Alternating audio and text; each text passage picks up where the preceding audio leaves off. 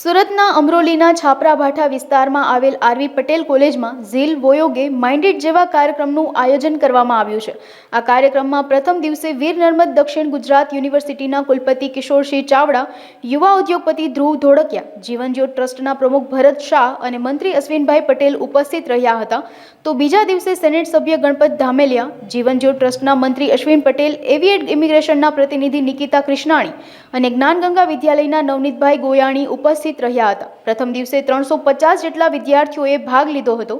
બીજા દિવસે 220 વિદ્યાર્થીઓએ ભાગ લીધો હતો। ત્રીજા દિવસે વોયોગેમાં 150 જેટલા વિદ્યાર્થીઓએ ભાગ લીધો હતો અને આ તમામ કાર્યક્રમ કોલેજના આચાર્ય મુકેશ ગોયાણીના માર્ગદર્શન હેઠળ તેમજ પ્રોફેસરની ટીમ થકી સફળ બનાવવામાં આવ્યો હતો। હું ડૉક્ટર વિરલ પોલીસવાલા, જીવનજ્યોત ટ્રસ્ટ સંચાલિત Sutex bank college of computer application and સાયન્સના અંદર છેલ્લા 13 વર્ષથી હું જોબ કરું છું। અમારી જીવનજ્યોત ટ્રસ્ટ સંચાલિત કોલેજો ખાતે અત્યારે 3 દિવસનો સ્કિલ્સ ફેસ્ટ ચાલી રહ્યો છે, જેના અંતર્ગત આજે બીજો દિવસ છે, જેમાં IT information technology oriented mind IT નામની સ્પર્ધાનું આયોજન કરવામાં આવેલ છે।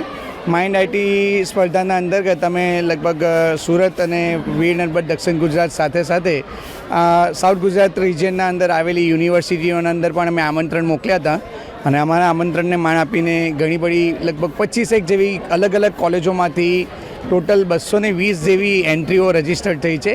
સમગ્ર રજિસ્ટ્રેશન ઓનલાઈન વેબસાઇટ થકી કરવામાં આવ્યું હતું અને આ રજિસ્ટ્રેશનના અંતે આજે સવારે ઇવેન્ટ સ્ટાર્ટ થઈ છે।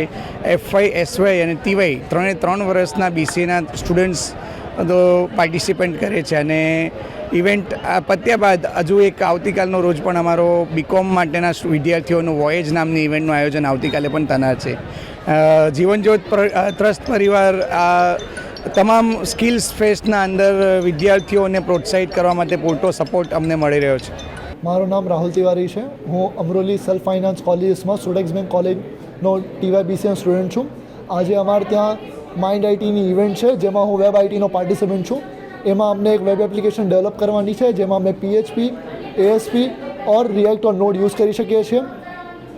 અમારા આજનો ટૉપિક છે ફૂડ ઓન ટ્રેક, જેમાં અમને એક વેબ એપ્લિકેશન ડેવલપ કરવાની છે, જેમાં મલ્ટિપલ ફેસિલિટીઝ આપવાની છે, જેમાં કોઈ પણ ટ્રેનનો પેસેન્જર ફૂડ ઓર્ડર કરી શકે એન્ડ એને પર્ટિક્યુલર સ્ટેશન ઉપર ફૂડ ડિલિવર થઈ શકે।